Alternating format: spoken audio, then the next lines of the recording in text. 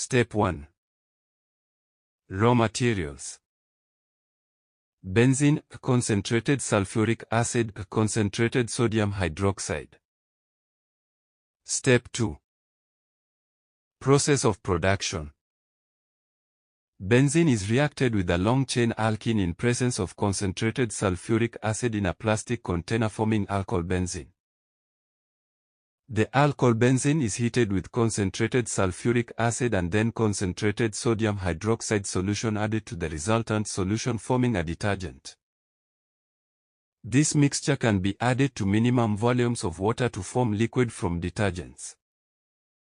Some additives such as whitening agents, biological enzymes, fragrances, stabilizers may be added during the process. Step 3. Side effects of the process of production. And make sure you stay until the end because I'll reveal the points most candidates forget during exams. Acid spills on surface that may cause false accidents leading to injuries on workers. Mitigation. Careful handling of the acid or posting hazard and warning information in the working area. Burns from acids when in contact with the skin causing wounds. Mitigation.